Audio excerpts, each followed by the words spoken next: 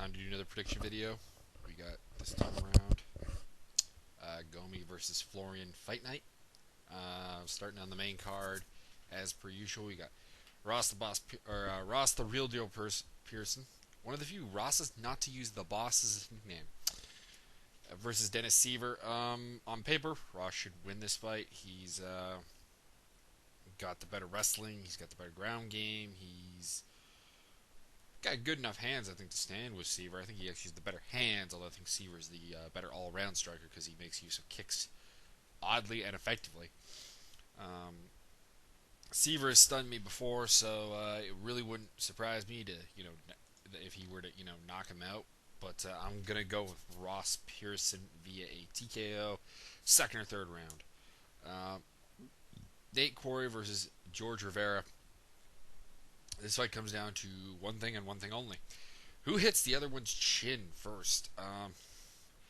Neither of these guys are exactly that famous for taking a punch. I think Corey has got the better chin, but I think Rivera does have the power to KO him. I think, without a doubt, Corey has the ability to KO Rivera. I'm going to go Corey, even though I think Rivera is the better striker. At least he has more speed. Corey's is kind of robotic, kind of slow.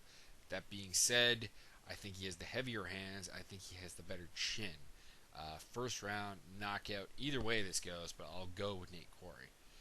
Roy Nelson, Stefan Struve. Stefan Struve is in for a world of hurt in this fight.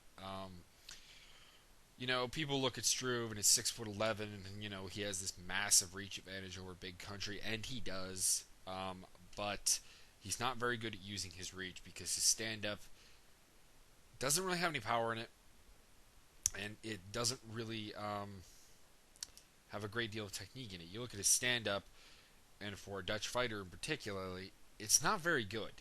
His strength generally is on the ground, and if your strength is on the ground, you're not going to do terribly well against Roy Nelson because, outside of like the really, really elites, the Frank Mears, the Noggs, the Fabricio Verdums, that kind of ilk of fighter, he's better on the ground than anyone. I think he takes him down. I think he either submits him or pounds him out first or second round. If Struve wins this fight, and it's by something other than like a flash KO, it will be a humongous step up for him. It will cause, I think, a lot of people, including myself, to just reevaluate our position on him, and or reevaluate our position on Nelson, which I don't think it really will. I think we'll be more impressed with Struve than we'll be disappointed with Nelson. That's my thoughts. Anyways, on to the main event of the evening: Kenny Kenfo Florian versus the Fireball Kid Takanori Gomi. Gomi is finally in the UFC. The timing is terrible. Gomi has, he's winning fights, but he's not winning them in impressive fashion. He's not really fighting anyone terribly good. Of course, he recently lost to Sergey Galayev not long ago, and, that's just a fight, a guy like Gomi shouldn't lose. Gomi does seem to have to have an opponent to make him train, and Kenny should be that. So we should see a better Gomi than we've seen recently. That being said, when you've been away from top form for, I don't know, what is it now? Well, pretty much since Pride closed. So however long that's been, I don't know exact time frame, but it's been a long time. It's hard to just step back up into that A game, into that top form. And I don't think we're going to see a top form Gomi. That being said, Gomi on paper has a lot of tools that can definitely do things to Kenny. He has better hands. He's dealt with guys with, I think, better stand-up than Kenny before and come out on top. I think he's got the better wrestling, although Kenny's been showing very, very well in that regard lately. I mean, you go back to the Joe Stevenson fight, and you just kind of see that. Ugh, I gotta get up early this morning. I'm a little tired. You see that Kenny has been dealing with wrestlers pretty well lately, and that could be an issue for Takanori Gomi, because Gomi, isn't really used to not being able to out-wrestle people, even when he hasn't. People point to the Diaz fight and say that's a fight that should dictate Kenny wins this. The issue with that, in my opinion, is that Nick Diaz was on the downturn. He had been booted from the UFC despite winning 2 fights in a row over Josh Neer and Gleason Tebow, who now both fight at 155. I think Gomi overlooked him, and though he has a lot of the same skills that Kenny does, I think he's not going to overlook Kenny. I think that's the key. Being said, in this fight, I'm going to go with Kenny because I think he might cut him, basically. Uh, it's a rude awakening to, previously not having to had to deal with elbows to having Kenny I cut people and finish fights. Florian smacking down with the elbow.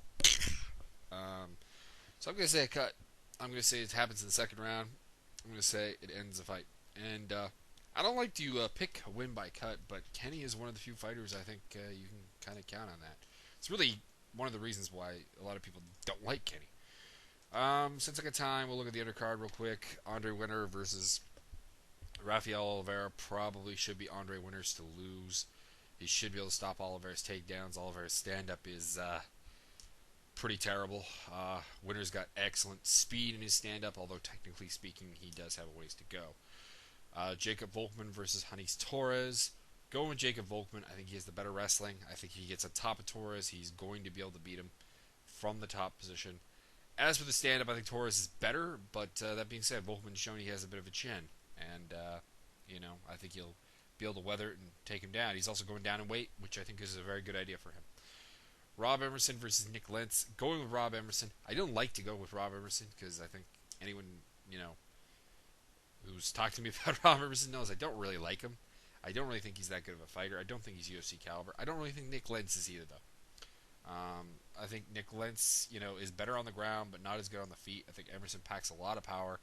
If you look at fights against, I think, better wrestlers than Nick Lentz, Rob Emerson has managed to keep it on the feet and managed to finish people from there.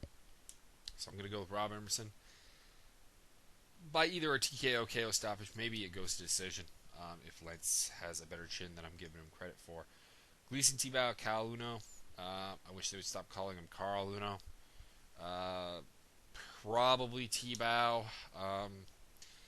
Uno got taken down by Fabricio Camoys, and Tebow on top, he's not going to get tapped, even though he's horribly unaggressive and probably won't finish Uno, but he'll probably drag it out to a decision.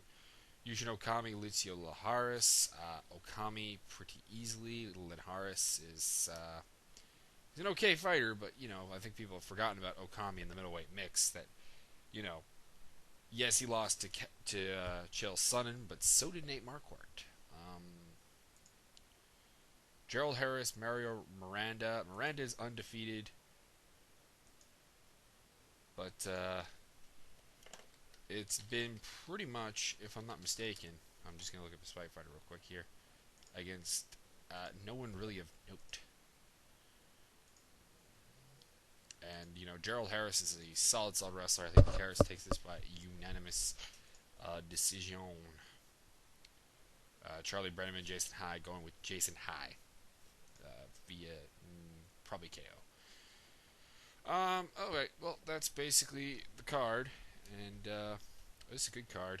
You always gotta love free TV cards that, feature such high quality talent. I mean, it's not really high quality because outside of the main event, this is, a lot of guys coming off of losses or unimpressive victories or victories against people they just, should have beaten. And a couple of debutants, which I don't have a problem with because I'm very excited to see Jason High in the UFC. I think he provides a spurt of energy into the division. And we'll see how that goes. Anyways, that is all. Enjoy the fight card, and I'm out.